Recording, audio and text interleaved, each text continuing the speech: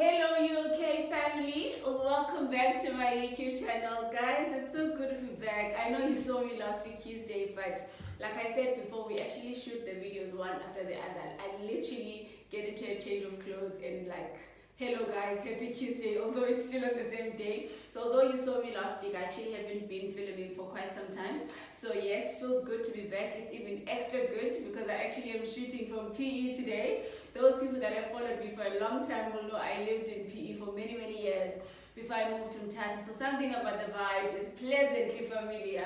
Today I'm visiting PE for the weekend and I decided, you know what?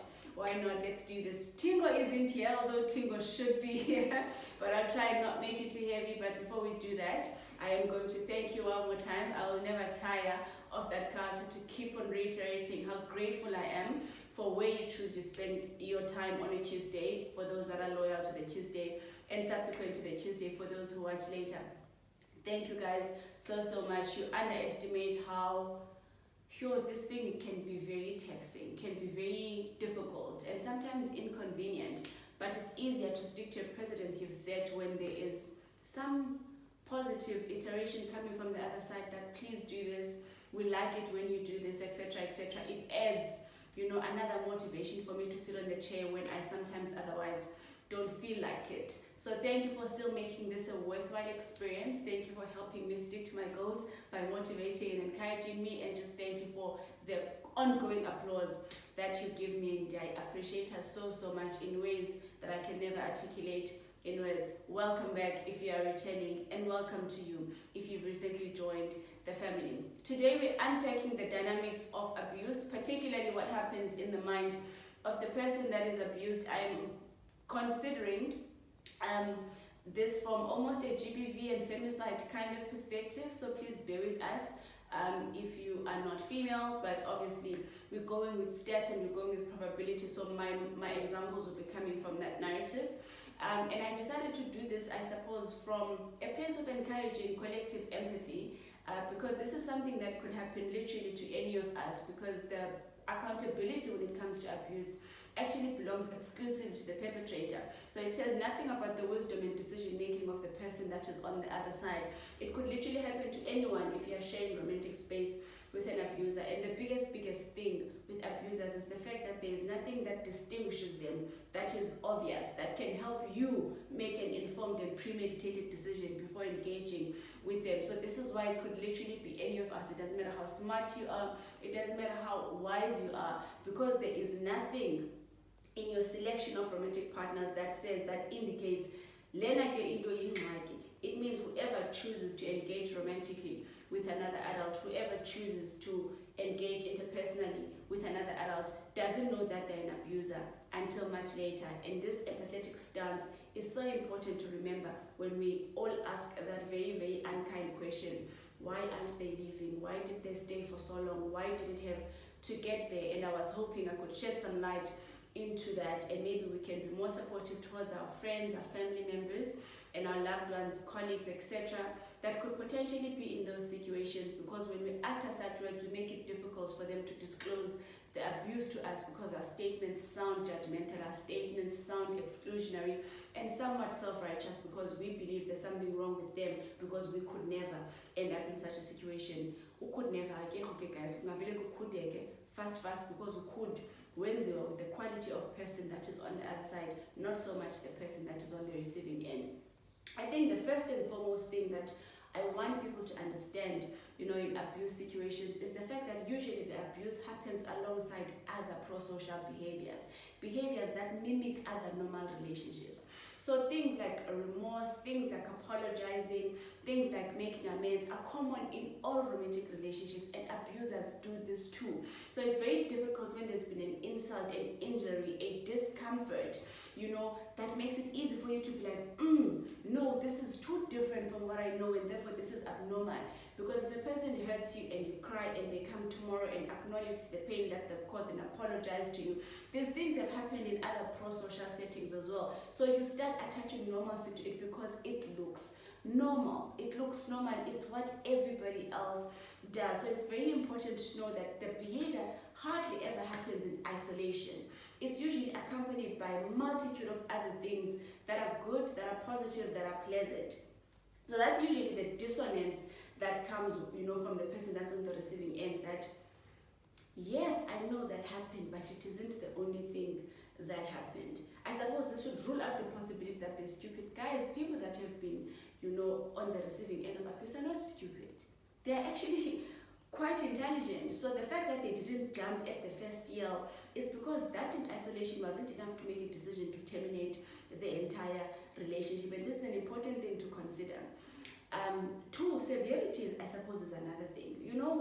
When we discussed hindsight bias much earlier, we mentioned this briefly, that it happens gradually. The severity intensifies over time. So the little things usually lean more towards discomfort than they do to overt abuse. So for instance, the person will yell at you, and that somewhat makes you uncomfortable. So though abuse is breakup worthy, discomfort not so much. So you're sitting here nursing this, didn't land well with my soul, but that thing in isolation isn't enough to actually cause a breakup. So this is why they stay, because the thing that happened outside of anything else wasn't enough to cause a breakup. So we talk about it, I address the boundary, and the person says they respect it, they apologize. So there's nothing else that's making me think I'm in an abusive situation. Little time passes, and above the yell, it's a backhanded compliment. Again, it's a bit, doesn't quite land well when someone's like, that compliment that is confusing, where someone gives you a compliment but it feels like they took it back. So you'll be wearing a really beautiful dress and whatever, and they'll be like, you should wear that more often, or something that indicates that, oh, it's odd that you also dress well sometimes. Kind of weird compliments. Just that no overt example comes to my mind at the moment, but people make so many backhanded compliments where they are saying this thing looks pretty, but the way that it's said, someone gave the compliment and then took it back, or I didn't expect this from you, or why don't you dress like that more often, where you're like, I want to be happy that you just said I'm dressed well, but what the hell does that mean? Kind of feeling. Most people know what I'm talking about, where people give you a compliment and they somewhat remove the compliment as well. So it's still a thing again where you can't really break up with someone over a backhanded compliment. So again, it's still a thing where you're like, I'm feeling off, but I cannot pinpoint what it is exactly. And the sophisticated nature of abusers is very sophisticated in the sense that it's very hard to pinpoint the exact thing. And once that thing is unclear, it leaves the greater room for you thinking you may have taken it not in the way that it was intended. You may have taken offense, but it wasn't necessarily issued. So you're out here nursing this question about, am I sensitive or are they rude? Am I sensitive or are they insensitive?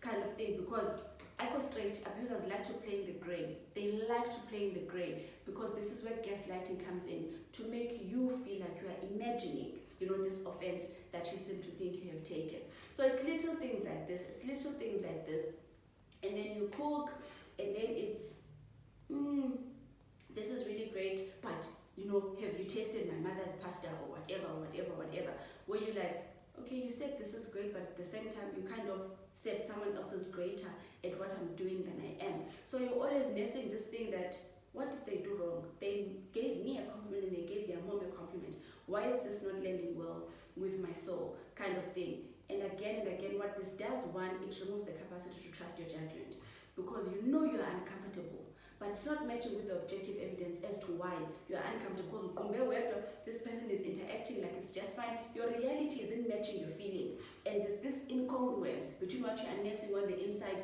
and what the atmosphere is telling you. Because one, they are likely to say it when there are no witnesses. This is what abusers do. You are likely to know just when I read that, no man, there's something official about the way this person communicates with me. And you've got no person to verify, this data with you. But is it me, or that was a bit odd? So you're out here nursing the atmosphere in the room. They are happy, they are singing, they are talking fine, they're giving you pet names. So now you are hella confused as to what is going on exactly. And little by little, when you don't have a true conviction of your own feelings, you start to doubt your capacity to make a judgment call. Because one, when you feel a thing, you don't believe it. The one time they lose their temper and maybe they shove you or whatever, and the abuse is starting to become a little more tangible. You have acted in such incongruent ways in front of other people. You've posted them on your WhatsApp, you've said this about how great they are, and now later on, you are experiencing this thing that is very contrary to what you have put up, because you're the one that pushed the narrative of good partner. And now something is happening and you feel guilty that, okay, I'm the one that has painted the picture to my family, to my friends, that they treat me well. Now you are scared to go put up contradicting information in front of people that love you. This is again very sophisticated strategy on the side of the abuser, where you like, I'm not sure where I would begin, illustrating how unhappy I am, because even in the past I have said that I am happy with this person. So you're out here wanting to maintain, a consistent narrative about information that you put out to the world, kind of thing. So the time that eventually they slap you, they shove you on the floor and whatever, and you are so sure that I'm being abused, you are somewhat almost handicapped in terms of who to reach out to, where to begin, because conversations you've had have previously been positive, and therefore you start sinking back into your shell, thinking to yourself, isolating, feeling sad, feeling down, feeling lonely, etc., etc. And this is the position where they want you, because once you are in that incapacitated position, it becomes very hard for you to fight for yourself. So this is why I suppose they don't leave, because one, in isolation, the thing they did first wasn't enough to make them leave. And the most painful thing about this is that when the behavior has collected to paint a clear abuse narrative, you feel so bad over all the other times there was discomfort and you didn't do anything about it. You feel like every time you let it slide, you are almost, I suppose, issuing implied consent. And I want to tell you that you didn't. It was discomfort at the time, and you made a judgment call about discomfort. So when you want to make a judgment call about a slap, it is okay that you want to leave. I don't want you to think, I let it get this far. You didn't let it get this far. You didn't know this is where it's going. And in hindsight, the picture is now clear that all of those other things were leading to this. But pro-social, good, healthy relationships also have discomfort, also have, boundary disagreements, also. So at the time you were not sure. Now that you are sure, it is okay if you want to leave. So I hope this sheds some light into understanding that, one, the little red flags in isolation are not enough to leave. And two, self-efficacy is a very important part of being able to confidently live in an abuse situation. And self-efficacy speaks to your belief in your capacity to do something.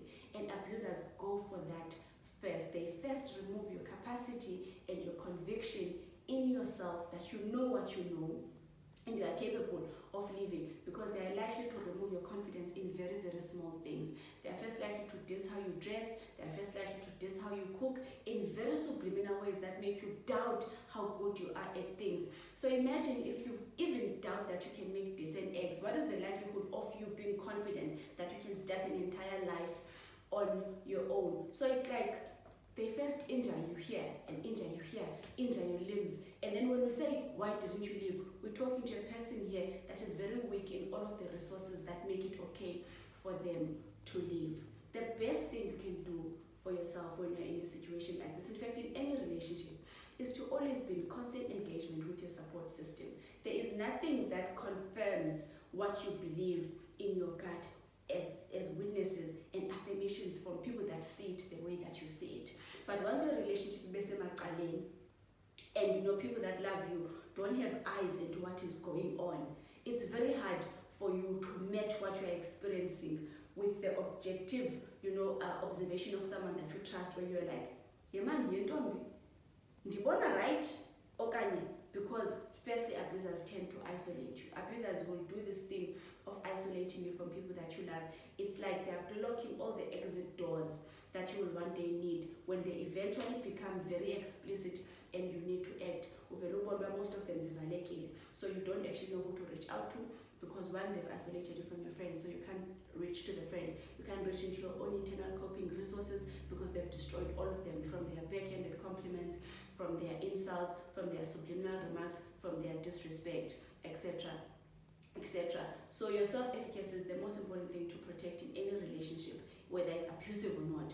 to always believe in your capacity to do something, so that when you feel like doing something, you can do it. Or when you feel discomfort, you can believe it. Or when you want to set a boundary, you can have the confidence to set it. And when it's disrespected, you can believe that you know what disrespect looks like. Talk to people. It doesn't have to be a bunch of people, because I know generally the argument is don't bring people into your business. It doesn't have to be people, it can be a person. Then you know I'm not airing my dirty laundry or discussing my private relationship affairs with the whole world, but it's healthy for everyone to have a close companion outside the person they are romantically involved with. You know, with the rise of femicide, these things are now starting to become life-threatening. We are one, so you really need your own body system, and I suppose your own exit points to mark your exits. That should you need one, it's okay if you never need one, but should you need one, your exit points should be so well defined. You know, that should shit hit the fan, excuse my French. So that is the first segment of what I want to do, which is to illustrate Last Dance Sobanba. Why didn't they leave? In hindsight, it looks like this person of yours was always abusive, but when the little red flags were happening, I promise you, at the time they could easily be written off to discomfort. At the time they could easily be written off to a disagreement, you know, a difference in opinion, etc., etc. And once it threads together, only then it actually looks that way. And I suppose another big thing to consider is the fact that sometimes abusers are dangerous, so people actually can't leave because they're scared. So the slap is better than death, because they actually don't trust that this person wouldn't kill me. If they've slapped me over burnt food, if they slapped me over an outfit, what would they do if I tried to leave them? And believe me, life is so fundamental at the bottom of needs that people will do whatever it takes to stay alive, even if it means tolerating abuse, because actually they're right, being alive is the better odd. So if you've never been in that situation, you wouldn't understand, but sometimes they simply choosing life by sustaining the pain, because being in pain is at least better if you're in pain and alive, and they don't legitimately believe that outside of this it is much safer, that the structures outside the relationship would actually keep them safe. This is again where social support is incredibly important. And as I wrap up, another obvious factor is obviously provision.